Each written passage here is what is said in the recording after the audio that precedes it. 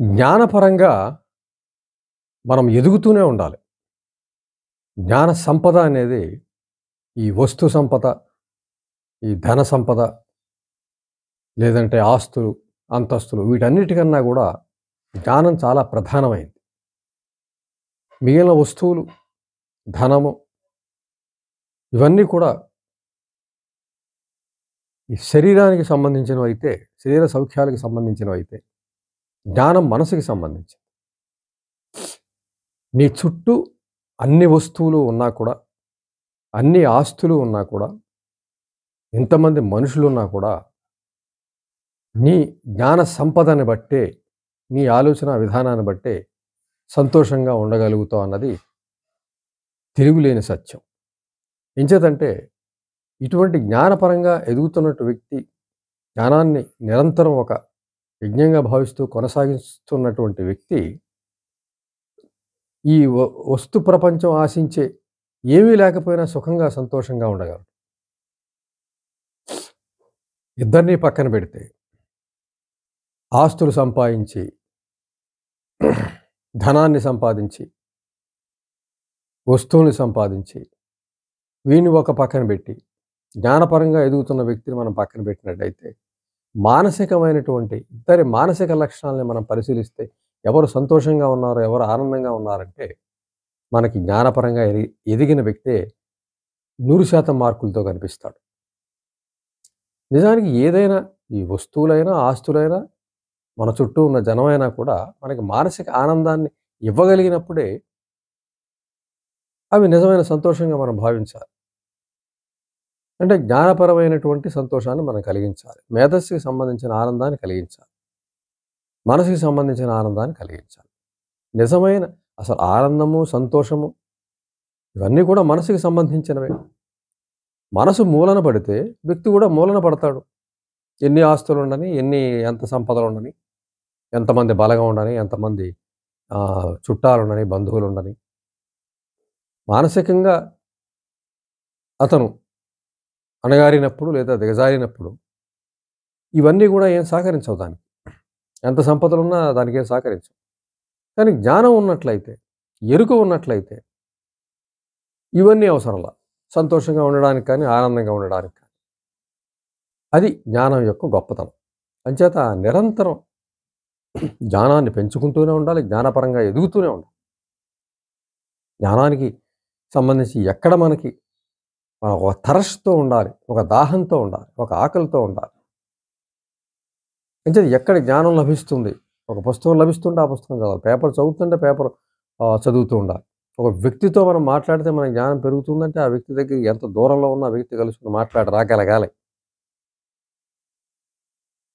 అలాగే ఎక్కడికైనా వెళ్తే దానికి సంబంధించిన జ్ఞానాన్ని మనం సంపాదించగలం. మన జ్ఞానం పెరుగుతుంది అన్నట్లయితే అక్కడికి వెళ్ళి తీరాలి. మనం విజ్ఞానయాత్ర చేయి, విహారయాత్ర చేయి, ఎక్కడికి వెళ్ళినా సరే జ్ఞానం పెరిగే ఆలోచన చేస్తూ ముందుకెళ్ళినట్లయితే జ్ఞానపరమైనటువంటి ఎదుగుదల నిజమైనటువంటి, సత్యమైనటువంటి ఆనందాన్ని, సంతోషాన్ని ఇవ్వగలుగుతుంది. జ్ఞానపరంగా ఎదిగినటువంటి వ్యక్తికి ఇవన్నీ అవసరంలా. ఈ వస్తు సంపద, లేదంటే నేను నా రక్తం, నా సంపద నా రక్తం అనుభవించాలి. ఇటువంటి సామాన్యమైనటువంటి విషయాలేమో ఆ మేధస్సుకి తట్టవు. జ్ఞానం అంటూ పెరిగిన తర్వాత అతను విశ్వమంతా ఒకటే అనుకుంటాడు. ప్రతి జీవిలోని తనని చూడగలుగుతాడు. 84,00,000 జీవరాశుల్లో తను కనబడి తీరతాడు. జ్ఞానపరంగా ఎదిగిన. అది జ్ఞానం అంటే. అది సంతోషం అంటే. ప్రపంచంలో ఒక మొక్క కొట్టడానికి కానీ, ఒక చెట్టు కొట్టడానికి కానీ, లేదా ఒక పీకడానికి కానీ, ఒక పువ్వు కోయడానికి కానీ బాధపడే మనస్తత్వాన్ని, అంత మేధస్సుని, అంత జ్ఞానాన్ని సంపాదించుకున్నట్లయితే అతనికి ఇంకా దుఃఖమేది, బాధేది అతనికి. ఈ ప్రపంచమే తను అనుకున్న స్థాయికి జ్ఞానపరంగా ఎదిగినాడు. అతని ఆనందానికి హద్దుండదు, అతని సంతోషానికి హద్దుండదు. అంతా తన వాళ్ళే. అనుకుంటే జీవులు, నిర్జీవులు అనేవి లేనే లేవు. అన్నిట్లోనూ చైతన్యం ఉంది. అణువున ఉన్నానని చెప్తున్నాడు భగవంతుడు. నేను లేని చోటు లేదన్నాడు. ఆ రకంగా చూసుకొని మనం ఎక్కడ చూసినా భగవంతుడు కనిపిస్తూనే ఉంటాడు. మరి అటువంటప్పుడు అన్నీ ప్రేమించగలగాలి.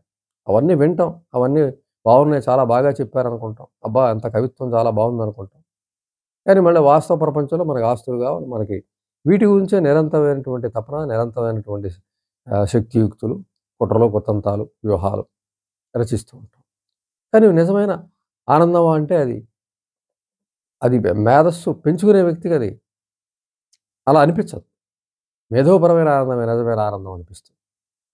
మానసికమైనటువంటి ఎదుగుదలే నిజమైన ఆనందం అనిపిస్తుంది. జ్ఞానపరంగా ఎదిగితేనే అసలైన ఆనందాన్ని అనుభవించడం జరుగుతుంది. చుట్టూ ఇవి ఉన్న ఆనందం లేకుండా ఉండొచ్చు. ఇవేమీ లేకపోయినా జ్ఞానపరంగా ఆనందంగా ఉండొచ్చు. అంచేత నిరంతరం కూడా జ్ఞానపరంగా ఎదుగుతూనే ఉండాలి. అవి ఎక్కడ అవకాశం వస్తే అవకాశం సృష్టించుకొని జ్ఞాన సంపదను పెంచుకుంటూనే ఉండాలి. పుస్తకాలు చదువుతూనే ఉండాలి. జ్ఞానపరంగా మనుషుల్ని కలుస్తూనే ఉండాలి. ఎంచేతంటే మన యొక్క లక్ష్యం సంతోషం, ఆనందం.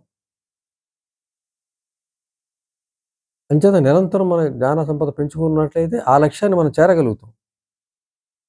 మనకేమనిపిస్తుందంటే ఇవన్నీ డబ్బుంటే ఆనందిస్తాం. ధనం ఉంటే విపరీతమైన డబ్బుంటే ఆనందిస్తాం. ఎంత డబ్బు అంటే గొడవను తీసుకొని అందులో పెట్టేంత డబ్బుంటే అది గొప్ప ఆనందం. లేదంటే భూములు, విపరీతమైన భూములుంటే ఆనందం. విపరీతమైన వస్తు సంపద ఉంటే ఆనందం. ఇవన్నీ అనుకుంటాం.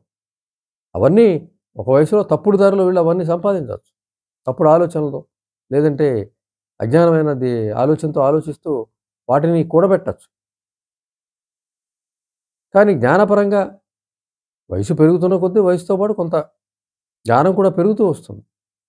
ఒక వయసొచ్చిన తర్వాత ఈ వస్తు సంపద మనకిచ్చే ఆనందం తక్కువ. అసలు ఆనందం జ్ఞానమే. ఆ జ్ఞానం వైపుగా మనసు అప్పుడు వెడుతుంది. అప్పుడు తెలుసుకోవడానికి ప్రయత్నిస్తుంది. అప్పుడు పరిగెడుతుంది. కానీ ఆ పరుగు ముందు నుంచి ఉన్నట్లయితే, ముందు నుంచి సంతోషంగా ఉండొచ్చు. ముందు నుంచి ఆనందంగా ఉండొచ్చు. చేత అటువంటి ఆనందం పొందడానికి జ్ఞానపరంగా ఎదుగుతూనే ఉండాలి.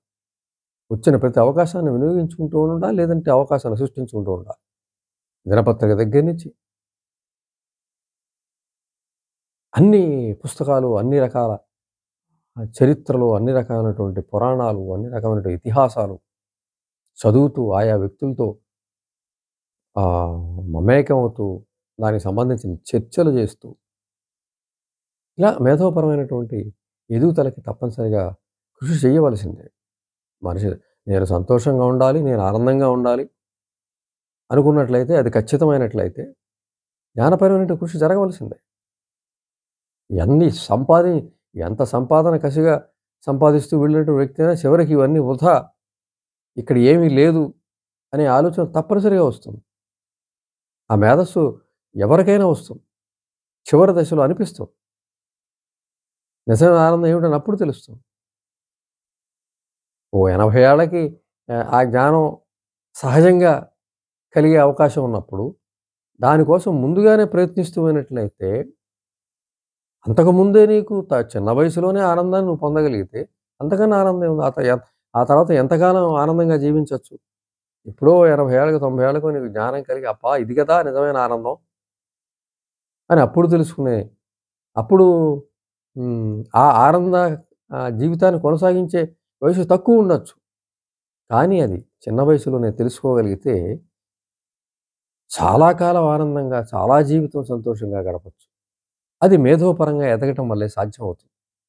కాబట్టి జ్ఞానపరంగా ఎదగడానికి మనం ప్రయత్నిస్తూనే ఉండాలి. దానికి సంబంధించిన సాహిత్యము, మనుషులు, పరిసరాలు ఏవి మన జ్ఞానాన్ని పెంచుతాయో వాటన్నిటిని గూడా నిరంతరం వదలకుండా అదే దృష్టిలో ఉన్నట్లయితే అవి మన చుట్టూ అవే చేరతాయి. ఆ దారిలో మనం వెళ్ళగలిగితే సరే కనీసం అవ్వడానికి అది ఎలాగూ తప్పదు. ఒక చదువొస్తుంది, ఒక పని వస్తుంది, దానికి సంబంధించిన ఆదాయం వస్తుంది. బతకడానికి తగ్గ ఏర్పాటు మనం చేసుకోవాలి. అది ప్రాథమికం. కూడు, గుడ్డ, నీరు అంటారు. కూడు, గుడ్డ అంటారు. అలాగా అవి ప్రాథమిక అవసరాలు. అవి ఎలాగూ తప్పవు. వాటి కోసం ప్రయత్నించి తీరవలసిందే. అదే జీవితంలో ఒక 25% అనుకుంటే 75% జ్ఞానపరంగా కృషి చేస్తూ ఉన్నట్లయితే ఎప్పుడో ఒక 90 ఏళ్లకో, 100 ఏళ్లకో తెలిసే నిజమైన ఆనందం, నిజమైన సంతోషం మనం ఏ 25 ఏళ్లలోనే పొందగలిగితే, ఏ 30 ఏళ్లలో చేరుకోగలిగితే, ఆ జ్ఞాన ప్రపంచానికి మ చాలా ఎక్కువ కాలం మనం సంతోషంగా ఉండగలుగుతాం. అంచేత తప్పనిసరిగా జ్ఞానపరంగా ఎదుగుతూనే ఉండాలి.